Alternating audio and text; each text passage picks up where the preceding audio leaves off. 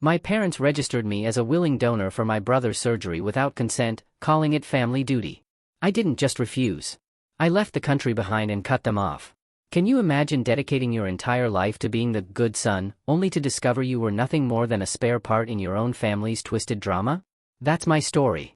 For 28 years, my parents used me, ignored me, and then tried to strong-arm me into life-altering surgery for my golden child brother. But I had other plans.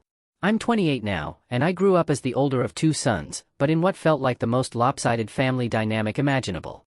My younger brother, Bryce, who's 25, was the golden child from the moment he was born.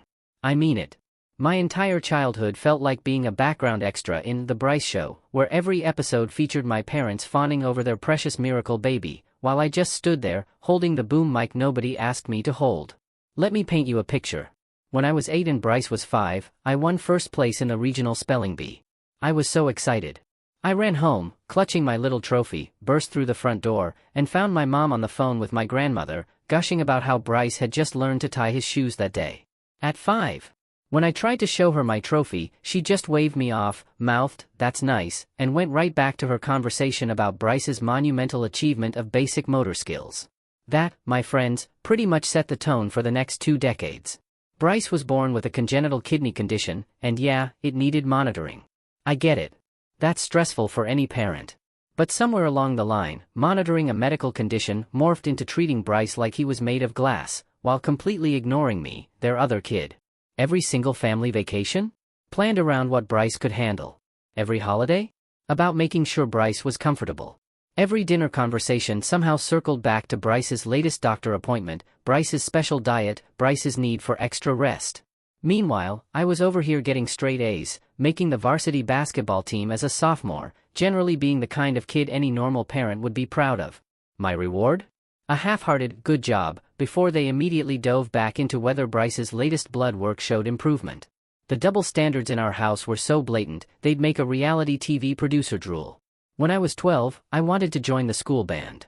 My parents told me it was too expensive because of Bryce's medical bills. My heart sank.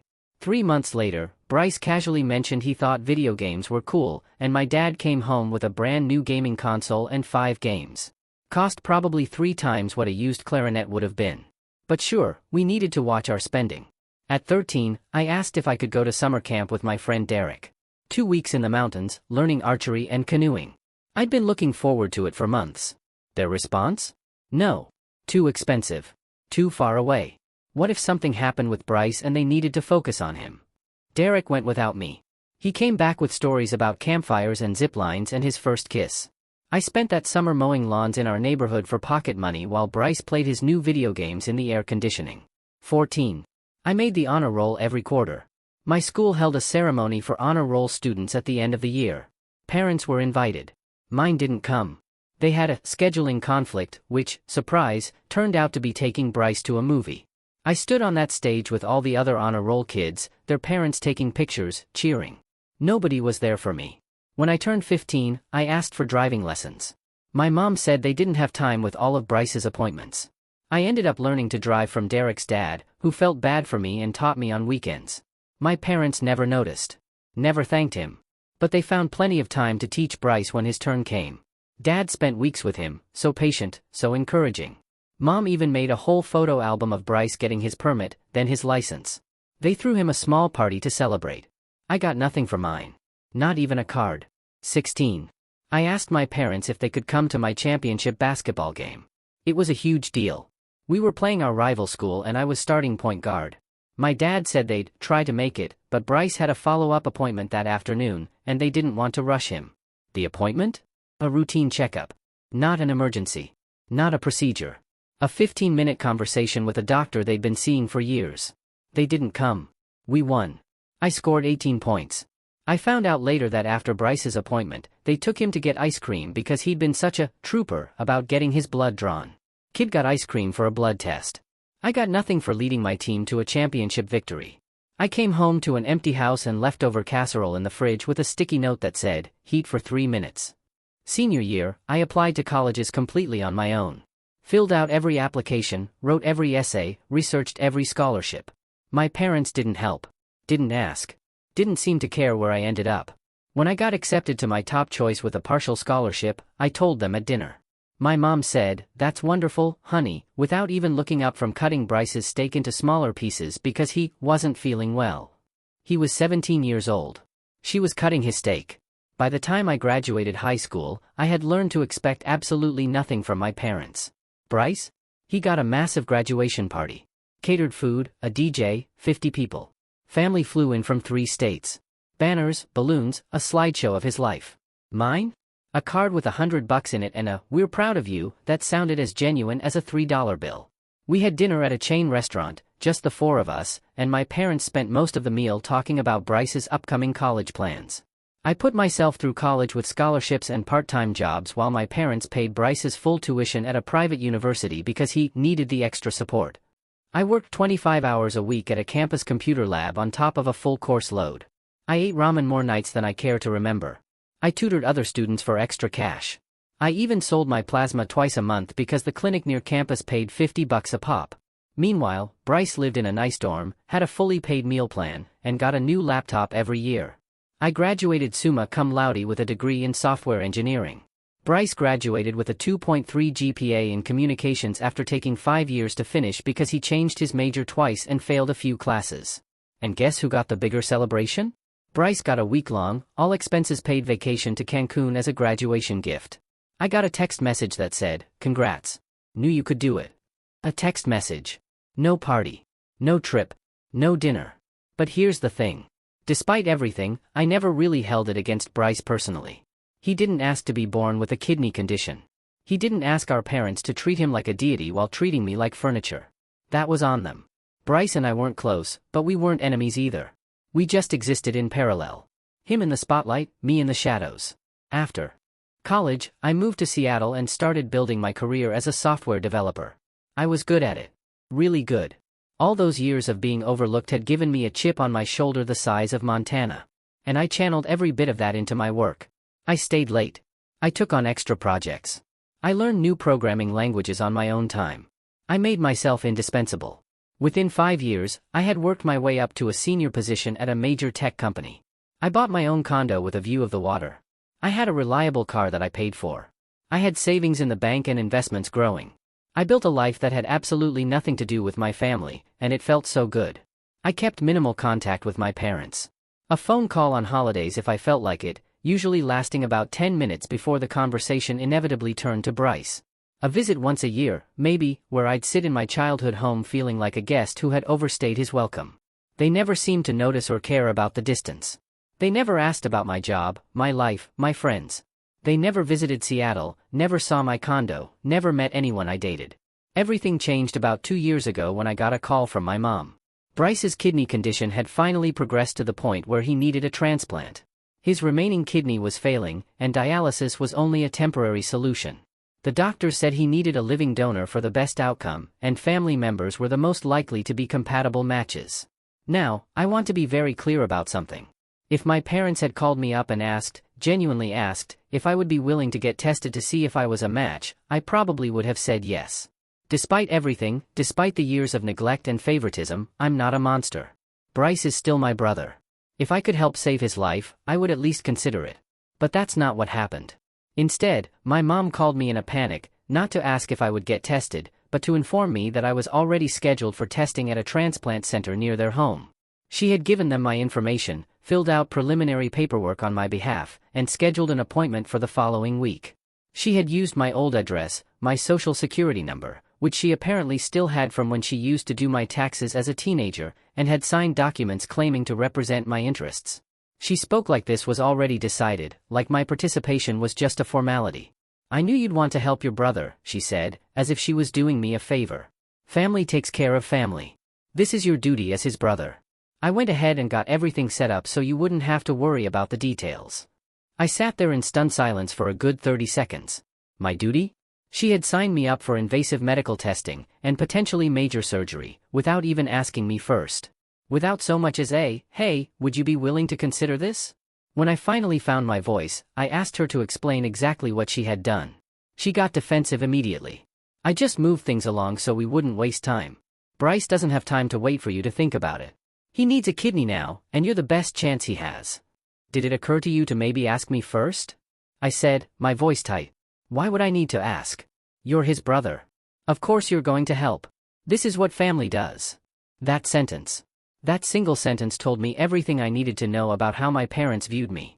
Not as a person with my own life, my own autonomy, my own right to make decisions about my own body. I was just a resource. A spare parts bin they could raid whenever Bryce needed something. I told her I needed time to think. She immediately got angry. Said there was nothing to think about. Said I was being selfish. Said Bryce could die if I didn't do this. She cried about how she couldn't lose her baby boy. She yelled about how I was being ungrateful. She told me I was breaking her heart by even hesitating. I hung up. Over the next few days, my phone blew up. Mom calling repeatedly, leaving increasingly frantic voicemails. Dad calling with his, let's be reasonable, voice, which really meant, do what your mother wants. He tried to frame it as a misunderstanding. Your mother was just trying to help, he said. She panicked. You know how she gets when it comes to Bryce. She signed me up for surgery without asking me, I retorted. That's not panic, Dad. That's entitlement. He got quiet after that. Even Bryce called. To his credit, he sounded uncomfortable. Look, I didn't ask them to do this, he said. I found out about the appointment the same time you did. They just told me it was handled. I didn't know they hadn't talked to you first. I told Bryce I would think about it. Then I sat down and really thought about my entire life. I made a decision that night that changed everything. The next morning, I called my boss and asked about transferring to our Austin office. We had been expanding there, and they were looking for senior developers. There was an opening, and they were happy to have me relocate. I gave my 2 weeks' notice in Seattle and started making arrangements to move. I didn't tell my parents. I didn't tell anyone in my family. I just quietly packed up my condo, sold what I couldn't take, arranged for movers, and prepared to disappear. Before I left, I did one more thing. I went through the process of legally changing my name. Filed the paperwork, paid the fees, and officially became someone new. I'm not going to share my new name here, for obvious reasons, but it felt like shedding a skin I had been wearing for 28 years. The day I left Seattle, I sent my parents one text message, I'm not coming to the appointment. I'm not getting tested. I'm not donating anything. Don't contact me again. Then I blocked their numbers, blocked their emails, blocked them on every social media platform. I was gone. The first few weeks in Austin were surreal. I kept expecting someone to show up at my door, but they couldn't find me. My new apartment was in my new name. My utilities, my phone, my bank accounts, everything was disconnected from my old identity. As far as my family was concerned, I had vanished. I found out later from my cousin what happened when my parents realized I was serious. My mom showed up at my Seattle condo, only to find it empty. The doorman told her I had moved out weeks ago with no forwarding address. She stood in the parking lot crying while my dad called the police to report me missing. The cops told them there was nothing they could do. I was a grown adult who had explicitly told them not to contact me. I wasn't missing. I had chosen to leave.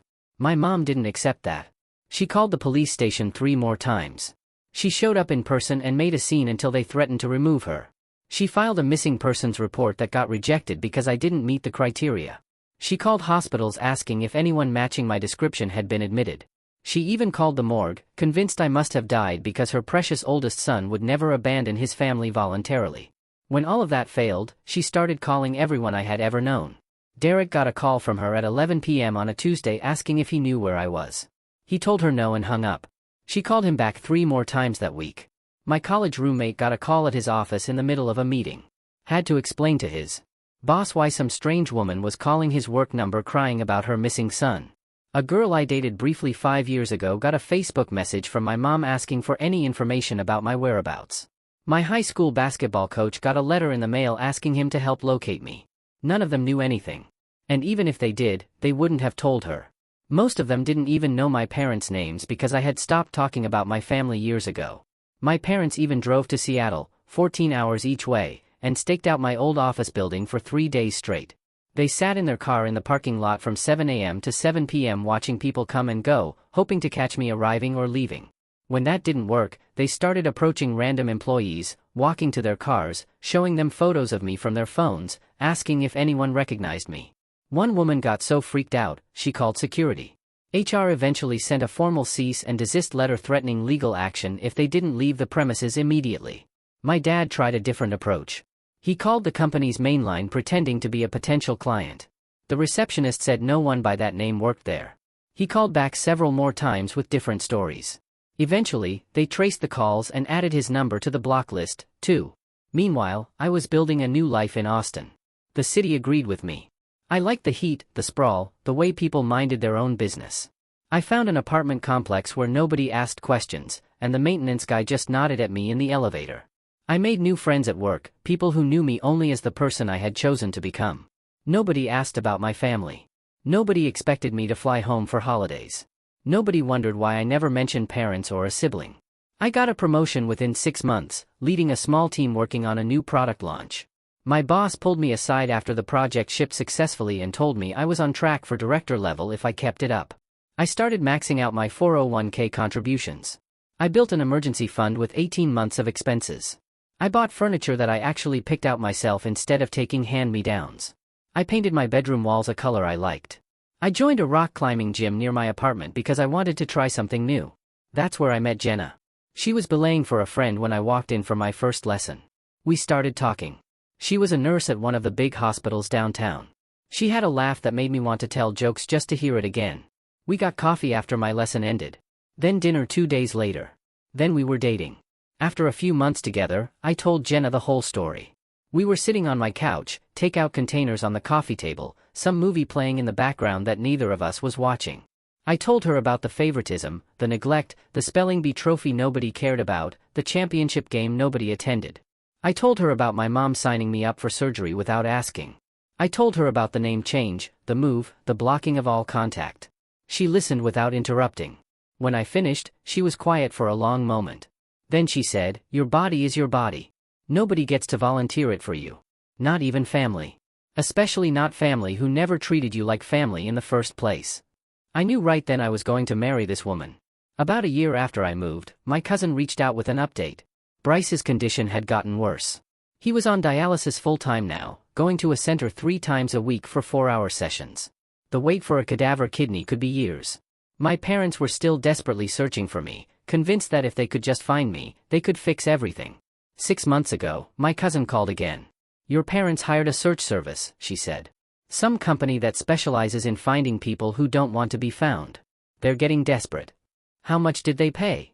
I asked, morbidly curious. "I heard your mom mention $5,000 up front." $5,000. To track down a son they had ignored for 3 decades. $5,000 they never spent on a single birthday party for me. $5,000 they couldn't spare for summer camp or driving lessons or a graduation celebration, but they could find it real quick when they needed something from me. I thanked my cousin and went into high alert mode. Locked down my social media completely, made all profiles private, changed my profile photos to something unrecognizable, removed any location data. I spent an entire weekend going through every people finder website I could find, opting out of each one, sending removal requests, following up when they didn't comply. I made sure my address wasn't connected to my new name in any public records. I talked to my landlord about not confirming my residence to anyone who called asking. I even varied my routine, taking different routes to work, shopping at different grocery stores on different days. A few weeks later, the search service apparently hit a dead end. My cousin said my parents were livid. They demanded a refund. The company told them they had done everything they could, but I had covered my tracks too well. My mom reportedly screamed at them over the phone that they were incompetent frauds. The company sent a polite email explaining that some people simply did not want to be found and there was nothing illegal about that. Then came the letter. It showed up at my office, sent to my company's general address with just my first name and a vague physical description. The mailroom guy brought it to my desk looking confused. "This you?" Some lady sent it with no actual address. "Just your first name and tall, brown hair, works in tech." I opened it, knowing exactly who it was from. 6 pages. Handwritten on fancy cream-colored stationery with little flowers in the corners. The kind of paper someone uses when they're trying to seem sincere. She talked about how much they missed me, how worried they were, how Bryce was getting sicker every day, and every day he didn't get a transplant was another day closer to losing him forever. She talked about when I was a baby, how she used to rock me to sleep while humming old songs, how I was such a good baby, hardly ever cried, always so easy. She didn't mention anything from after Bryce was born. Nothing from my actual childhood that she had been present for, just baby stuff from before she had someone better to pay attention to. She included 3 photos of Bryce hooked up to a dialysis machine. In one of them, he was looking directly at the camera with an expression that seemed posed. On the back, she had written, "Your brother needs you," in her loopy handwriting. Another photo showed him lying in a hospital bed. Another showed him in a wheelchair. I wondered if she had asked him to look extra sick for the photos, or if he had volunteered. What she didn't do was apologize. Not once in 6 pages did she acknowledge that what they had done was wrong. Not once did she take responsibility for signing me up without consent. The closest she came was one sentence buried on page 4, "I'm sorry you felt hurt by our eagerness to help Bryce." Classic manipulation. Not, "I'm sorry we hurt you." Just, "I'm sorry you felt hurt," making it my fault for having the wrong reaction to their actions. I shredded the letter and threw it away. Things escalated from there. My mother started calling my office, having gotten the general number from a business directory. The receptionist was confused at first because no one there went by my old name. She transferred the call to me, thinking it might be a client. It wasn't. My mom's voice came through the speaker, frantic and angry at the same time. "I know you work there," she said. "I know you're listening. You need to stop this nonsense and come home. Your brother is dying. How can you be so selfish?" I hung up without saying a word. She called back immediately. The receptionist answered again and my mom started screaming at her, demanding to be connected to me, threatening to come to the office in person if they didn't put me through. Security had to get involved. HR called me into a meeting to figure out what was going on. I explained the situation as briefly as I could: medical coercion, boundary violation, family estrangement. They were surprisingly understanding. Someone in HR had a similar situation with an estranged parent and knew exactly what I was dealing with. They put a block on calls from my parents' numbers and flagged my file so no information about me would be released to anyone claiming to be family. Then came the social media campaign. It started small. A post on my mom's personal Facebook about how worried she was about her missing son. A sad story about how I had just vanished one day with no explanation. No mention of why I might have left. No mention of the unauthorized medical appointment. Just a heartbroken mother desperate to find her boy. Her friends responded with support and prayers. A few offered to share the post to spread the word. She took them up on it. Then it grew. She started posting in community groups. "Have you seen my son?" Posts with old photos of me, usually ones where I was standing next to Bryce so she could show what a close family we used to be. She posted in missing persons groups, in groups for her hometown, in groups for Seattle, in groups for random cities around the country, hoping I might have ended up there. She wrote long posts about how she didn't understand what she had done wrong. How she had given me everything a mother could give. How she had sacrificed so much for both her boys, and now one of them was dying while the other refused to help. She made herself the victim. She made me the villain. She rewrote history in real time, creating a narrative where I was the ungrateful monster who had abandoned a perfect, loving family for no reason. Some people bought it. The comment sections filled up with sympathy for her. People calling me heartless. People calling me a coward. People offering to help track me down. Strangers volunteering to be amateur detectives to hunt down a grown man who had clearly chosen to leave. One guy said he worked in IT and could probably trace my digital footprint if she gave him my old email addresses. She gave them to him. He spent 2 weeks trying and failed. But plenty of others saw through it. A few people who knew our family commented with the truth. One woman who had gone to high school with us posted a long comment about how I had always been treated like an afterthought. She mentioned the basketball game nobody attended. She mentioned seeing me at graduation standing by myself while everyone else had family around them. She said she wasn't surprised I had left and that my mom should look in the mirror if she wanted to understand why. My mom deleted that comment within minutes, but someone had already screenshotted it and shared it to another thread. My cousin jumped in with more details, carefully avoiding anything that would reveal my location. She confirmed that my parents had tried to sign me up for surgery without consent. She confirmed that this was the final straw after decades of favoritism. Those comments got deleted, too, but the screenshots kept spreading. People started questioning my mom's version of events. A few commenters pointed out that grown adults don't disappear for no reason, that maybe she should consider what she did to drive me away instead of trying to hunt me down. My mom responded by posting more. More sad stories, more childhood photos, more updates about Bryce's declining health with the clear implication that I was killing him by not showing up to donate. She started a GoFundMe for Bryce's medical expenses and mentioned in the description that her other son had abandoned the family during their darkest hour. 3 months ago, Bryce himself managed to find me. I don't know exactly how he did it. Maybe he hired someone better than the service my parents used. Maybe he had access to different resources. Maybe he just got lucky or asked the right person the right question. But one evening, I came home from work. And there he was, sitting on the concrete steps outside my apartment building, looking like he might fall over if a strong breeze hit him. He looked terrible. Pale in a way that seemed almost gray thin, like his body was consuming itself from the inside out. His clothes hung off him like they belonged to someone 2 sizes bigger. There were dark circles under his eyes and a yellow tinge to his skin that spoke to kidneys not doing their job. He was clearly worn down by years of dialysis, by the constant medical appointments, by the waiting and hoping and watching his body slowly fail. Part of me felt genuine sympathy. This was still my brother, whatever else had happened between us or because of us. Another part of me felt the wall go up immediately, expecting another attempt at manipulation, another guilt trip, another demand dressed up as a request. "Before you say anything," he started, holding up his hands in a gesture that looked like it took significant effort.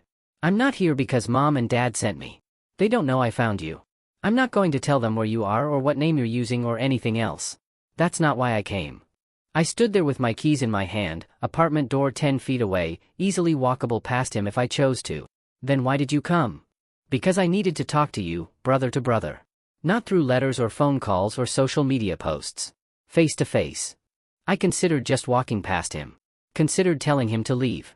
Considered a lot of things in those few seconds. But something made me stop. Maybe it was curiosity. Maybe it was something deeper. Maybe I just wanted to hear what he had to say after everything.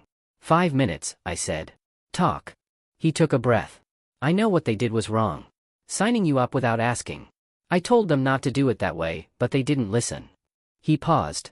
"I'm dying. That's the reality. I've been on the transplant list for 2 years. I'm not here to guilt you.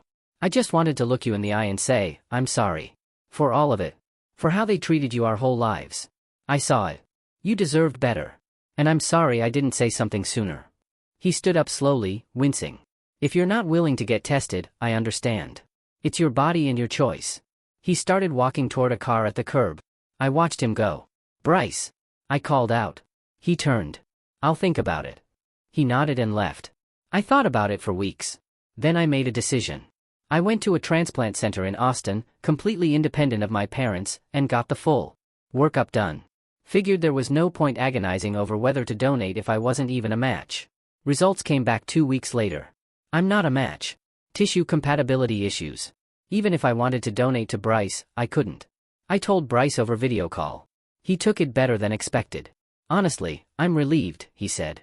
"Not because I don't need a kidney, but because now there's no pressure. We can just be brothers." Then Bryce told our parents, not where I am or my new name. Just that he found me. We talked, and I'm not a match. According to Bryce, Mom lost it. Started screaming that I must have sabotaged the test. That I was trying to kill her baby boy on purpose. Dad sat there in silence. But here's the kicker, after Mom calmed down, she asked Bryce if I would be willing to at least donate some money for his medical bills since I wasn't donating a kidney. Bryce told her no on my behalf. Mom started crying and said she didn't understand where she went wrong. 2 weeks later, Bryce called with news. He had been moved up on the transplant list. A compatible kidney from a deceased donor had become available. The donor was a young man, 24 years old, killed in a motorcycle accident 3 states away. Sad story, but his family had decided to donate his organs. Bryce was a match for the kidney. Surgery was scheduled for Tuesday morning, 6 days away. I sat with that information for a while, thought about whether I should do anything, whether I even could do anything. This was what Bryce had been waiting for. A shot at a normal life. A chance to stop going to dialysis 3 times a week. A chance to eat what he wanted and drink what he wanted and not have to plan everything around medical appointments. And I realized I wanted to be there. Not for my parents, not out of obligation. For Bryce. Because despite everything, despite all the years of being in his shadow, he had done something nobody else in our family had ever done. He had seen me. He had apologized. He had treated me like a person. I booked a flight. I didn't tell my parents I was coming. Bryce and I coordinated carefully. I would fly in Monday night, stay at a hotel near the hospital, and he would make sure our parents weren't around during the times I planned to visit. It felt ridiculous having to sneak around to see my own brother, but that's what our family had come to. The flight landed at 9 p.m. I got a rental car and drove to the hotel, checking in under my new name, just in case. Bryce texted me that he was already admitted, doing pre-op stuff, and that our parents had gone home for the night. I went to sleep early, knowing the next day would be long. Tuesday morning, I got to the hospital at 6 a.m. Bryce was already in pre-op. They let me see him for a few minutes before they took him back. He was hooked up to IVs, wearing one of those flimsy hospital gowns. Looking nervous, but also weirdly peaceful. "Thanks for coming," he said. "It means a lot." "Don't die on the table," I said. "I didn't fly all this way for a funeral." He laughed, then immediately regretted it. "Don't make me laugh. Everything hurts. That's what you get for letting them cut you open." They wheeled him away at 7 a.m. I went to the surgical waiting room, a beige space with uncomfortable chairs and a TV playing morning news on mute. I was the only one there for the first hour. Then other families started filtering in, waiting for their own people, their own surgery, their own outcomes. The surgery was supposed to take 4 to 6 hours. I sat there the whole time, phone in hand, checking for updates. The hospital had a system where they texted status reports, patient in OR. Surgery underway, no complications. Surgeon closing. Each text made my shoulders drop a little more. Tension I didn't know I was holding started to release. Around 1 p.m., the surgeon came out. A short woman with gray hair and tired eyes, still in her scrubs. She found me in the waiting room, introduced herself, and said the surgery had gone well. The kidney was in place, already functioning, already producing urine. Bryce was in recovery, still under anesthesia, but stable. I thanked her probably 4 times. She smiled like she was used to it. They moved Bryce to a regular room around 3 p.m. I went to see him. He looked like garbage, obviously, fresh out of major surgery, pale and groggy. Tubes and wires everywhere, but he was alive. His eyes opened when I walked in. "Hey," he said, his voice scratchy and weak. "Hey, yourself. New kidney, who dis?" He tried to laugh and immediately regretted it. "Don't make me laugh. Everything hurts. That's what you get for letting them cut you open." I pulled a chair up next to his bed and sat down. We didn't say much. He drifted in and out of sleep. I scrolled through my phone, responded to work emails, let Jenna know everything had gone well. A few nurses came in to check his vitals, adjust his look at the surgical site.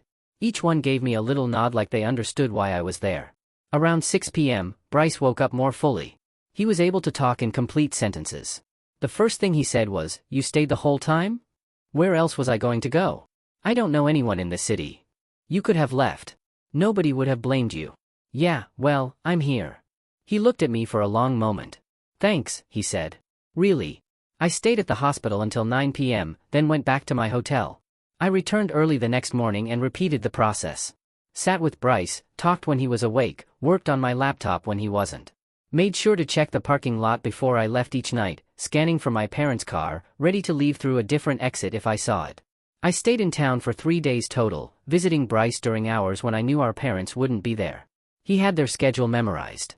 Mom came in the mornings, Dad in the afternoon, both together in the evenings. I filled in the gaps. We talked more in those 3 days than we had in the previous 10 years combined. Real conversation, not surface-level small talk. He told me things I never knew, like how he always felt guilty about the way our parents treated me, how he tried to talk to them about it once when he was 16, how they shut him down immediately. Told him he was imagining things. Told him they loved us both equally and he should stop stirring up trouble. I believed them, he said, his voice hoarse. I wanted to believe them. It was easier than admitting my parents were capable of that kind of favoritism. So I just went along with it. And I'm sorry. You were a kid, I said. We were both kids. Yeah, but I could have said something later, when we were adults. I didn't. You're saying something now. On my last day, I was leaving the hospital around 8 p.m., heading for the parking garage, when I ran into my mom. She froze. Then her face crumpled and she moved toward me with her arms out. My baby, you came back. I held up my hand. Stop. She stopped. I came for Bryce, not for you. Bryce apologized. You haven't. I don't understand what I did wrong, she started. I was just trying to save your brother. You signed me up for surgery without my consent. You spent 28 years treating me like I was invisible. You still haven't apologized. This conversation is over. I walked past her to my rental car. She called after me, crying, asking me to wait. I got in and drove away. That was 3 weeks ago. I'm back in Austin. Jenna picked me up from the airport. We got tacos on the way home. Life is normal. Life is good. Bryce is recovering well. We text regularly. He sent me a photo of himself walking around the hospital floor with his 4-pole. Caption, new kidney, who dis? I sent back a thumbs up. My parents have tried reaching out since the parking lot incident. Mom sent another letter to my office. Shorter this time, 1 page. Still no real apology.